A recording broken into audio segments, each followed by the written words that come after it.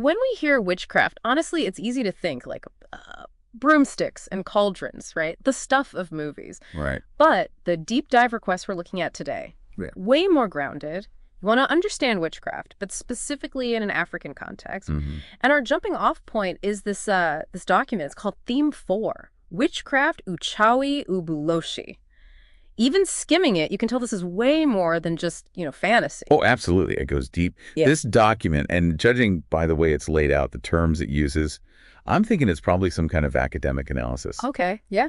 But it really gets into the core beliefs around witchcraft, how people think it actually works, and maybe the most important part, how deeply it affects both individuals and whole communities. One thing that jumped out at me right away from the document says nothing happens by accident. Yeah. What does that actually look like belief-wise for people who live by that? It means they see the world in a way where if something bad happens, it's not random chance. It's always because someone wanted it to happen, intended it. This whole idea of personalized evil, that's key here. We're not talking about some, big abstract evil force out there like the devil. Right. This is about witches, like real people being the ones who make bad things happen to you.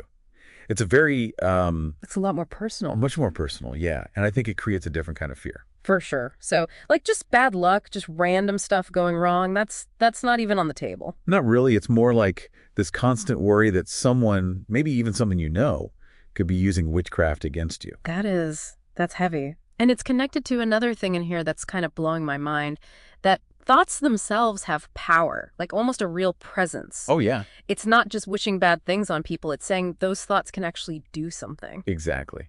And it probably ties into this whole traditional idea of everything being interconnected.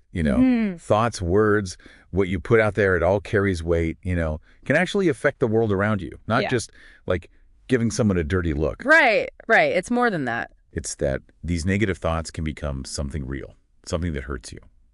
Okay, so then if someone believes all this, how do they deal with living in a world where basically bad vibes can really mess you up? Is there any way to, fight back against that? Yeah, the document talks about a few ways to counteract witchcraft. And it's more than just trying to be a good person, Oh, so it's like you actually have to do stuff? Right. Like they mentioned rituals, wearing charms, even certain traditional medicines. It's almost like you don't just hope for the best. You got to actively protect yourself. Wow. And often that means going to spiritual healers, people who are supposed to know how to, fight witchcraft with witchcraft, basically. So there's this whole system of knowledge, this whole practice built up around it. And yeah, it's definitely not just a personal thing, right? The document mentions witch families, and that's going to have huge implications for the whole community, doesn't it? Oh, absolutely. When you start labeling whole families as witches, that's where it gets really dangerous, socially speaking. Right. Just think about the fear, the suspicion that comes with that.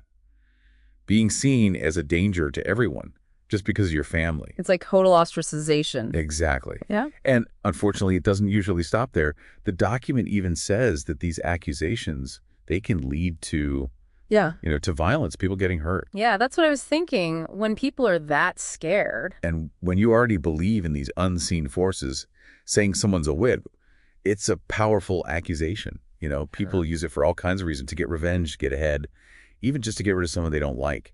It's kind of terrifying when you think about it. And the thing is, it's not like everyone chooses to be a witch, right? The document talks about how you can inherit it or even have it forced on you. Right. It's not always a conscious decision. Like you said, inheritance is huge. It's like witchcraft becomes part of your family history, passed down whether you want it or not. Yeah. But then there's this other idea that you can, buy it from someone or even get it just by being around a witch. Wow. So you've got people who never asked for this power and then others who are going out of their way to find it? Yeah. It's a weird mix. And it makes you wonder about free will and all that, Yeah. But regardless of how you become a witch, the big question is, what does it actually do? How does witchcraft supposedly affect people?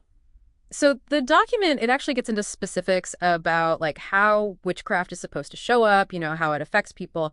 A lot of it is, just bad stuff happening that seems to come out of nowhere, sudden sickness, accidents, things like that. But the thing that I thought was really interesting is how much it emphasizes who is doing the witchcraft. Yeah, that's really important in this whole belief system. Yeah. The document makes it clear that witchcraft is the most dangerous. the scariest. When it's coming from someone you know, someone you're close to. Oh, wow. It's tapping into that fear that someone you trust, who should be looking out for you, could actually be the one hurting you. It's like the ultimate betrayal, almost. And the fact that it's all, like, hidden, right? You don't see the witchcraft happening, just the bad results. That's got to make it even scarier. Exactly. It makes it really easy to see witchcraft everywhere, you know?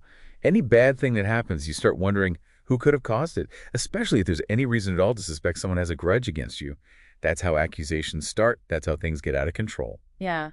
And it's not always about wanting to hurt people, is it? The document mentions other reasons for using witchcraft, like out of fear or even self-defense. Right. It's not always about being malicious. Like you said, sometimes it's about protection, about hitting back when you think someone's trying to hurt you first. So the line between good and evil in this, it's not so clear-cut. Not at all. Someone might turn to witchcraft because they're desperate, you know? Maybe they really believe someone is threatening them or their family, and they feel like they have no other choice. So there's a human side to it, even though it's scary, which that actually makes this next part even more confusing. The document talks about witchcraft in the modern world, and on the one hand, it's like, yeah, education, religion, those things have made it less common. Right. But then it also says witchcraft is still a big deal, so which one is it? How does that even work? I think what it shows is how complicated the relationship between tradition and modern life really is. Even when we learn about science, about other ways of seeing the world, the old beliefs, especially ones that have been around for generations, they don't just disappear. So you're saying, like, even if people don't talk about it the same way, the fear is still there, underneath. Exactly.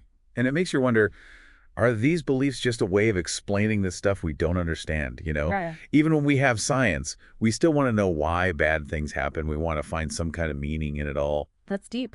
We went from talking about witches to, like, the whole nature of belief itself, huh?